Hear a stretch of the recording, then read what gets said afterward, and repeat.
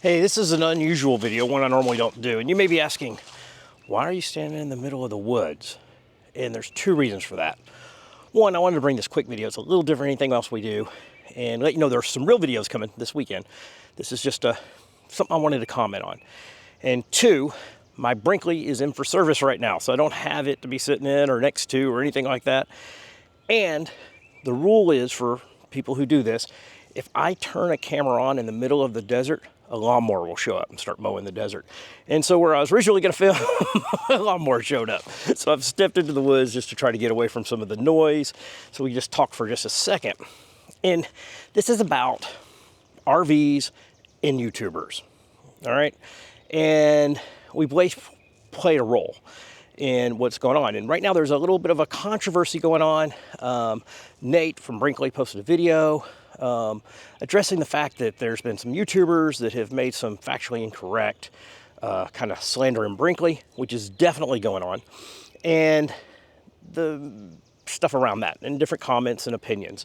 And as someone who owns a Brinkley, who's someone who's dealt with Brinkley, and someone who is a little bit of a YouTuber, I thought I was in a good position to give my thoughts on it. One, I will say, the truth of the matter is that if you post a negative video, negative thumbnail, and of course now a dog's gonna bark, negative thumbnail or anything like that, you'll absolutely get more clicks, more views. So you're gonna see a bunch of negativity from YouTubers. On the other side of that, there's actually two sides of that. One of that is you as a viewer, not you specifically, but you generally click on negative stuff, not positive stuff. I'm a great example. Look at my channel. I did a family trip of Grants, New Mexico. I'm about to release a bunch of stuff, traveling different people. They won't get any views. I know that now. They'll get very, very few. If I post something, my slide failure on my Brinkley or what's broke on my Brinkley, that's 50,000 views. And you know, there's a lot of work in this. So it's consumer driven as well as sometimes people exaggerating for views. There's also the other side of that, and that is RVs historically been crap. I mean, they just have. Let's just be honest. They're not as regulated and they've been crap.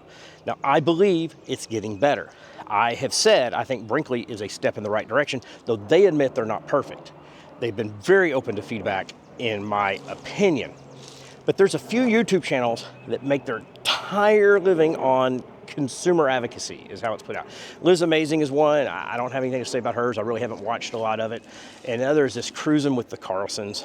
And I will say, and I don't want to dump on other YouTubers, but I have found some of his stuff just to be factually not correct. He just likes to, he knows Brinkley's a good brand right now. It's a brand that's kind of on the top. Let's kick at him. And he'll bring consumer stuff to the floor without getting the full story or even understand what the hell he's talking about. Because there's some stuff he said that as a Brinkley owner that have seen the Brinkley, he's done the Brinkley tour. No, it's just wrong. The way he says they're constructed, it's just factually not correct. Now, I've made comments that are factually not correct, and I've been corrected. It happens, even if it's good intention. And that doesn't mean everything he says is wrong, or he doesn't bring value, or he hadn't helped some customers out in getting what they needed done on their rig, and I think that's a great value. And I'm not saying you shouldn't watch him. I'm just saying, watch it with a grain of salt. It deserves. Now, the odd thing here is he had made some accusations in a previous video that I knew were wrong. I just knew they were wrong. That's my dog, by the way, was barking. Knew that was wrong. And to my surprise, Nate reached out to him and offered him to interview and ask and answer the hard questions. I was really surprised and quite thrilled, actually, because I know that there are other people, let's just call him Bill, who won't do that at other places. I just made up that name, by the way. So, you know, I think that shows a lot of character. They had the interview. Some tough questions were asked, some softballs as well. And I thought it went pretty well. And I thought that was pretty good. But then, and by the way, to the YouTuber's credit, he corrected himself. He said, you know, I was wrong about this. But then when this issue came up, he didn't give that same opportunity. He just ran to the floor with it. Now, maybe he called Nate and Nate didn't answer. I can't say that 100%, but it doesn't seem like there was a fair chance. It seems like what's going on with this one is some alleged water intrusion. Don't know if that's true or not. I'm not going to comment on that. It can definitely happen, even in a well-built unit. There will be errors. But it appears, from what's being reported, that these customers haven't let Brinkley take a look at to see what's really going on. They just want to buy back. Well, that's not how that works. I'm sorry. In my experience so far, Brinkley has been very receptive. They have listened to everything I've said. They've responded to everything. Now, am I going to have some complaints? Darn right. I've done a few videos on it. And you over there, some of you know what it is, have criticized that I've been too hard on them. I'm nitpicky, that I'm looking for clicks. You know, and some of those criticisms probably like look back and go, hey, maybe I was being a little too hard. Overall, been a great product, been a great service. Mine's in for service now. I'll tell you. If it turns out it sucks, I'm going to tell you when I get on here. If it's good, I'm going to tell you. But what I am going to say is, I do think that there is this run to tear down certain brands if they're on top.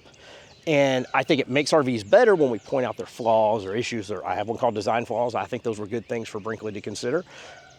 Our Airstream, our Alliance, our Grand Design, or anywhere in the industry. I think there's a long ways to go to get the RVs where we need them. They're still, for the most part, I'm not talking about any particular brand, I'm talking about in general, trash, junk. And the dealership is the weakest link, because warranty work, you know, and the way these things are done, they're shipped, and then the dealer does something, you have to bring it back to warranty.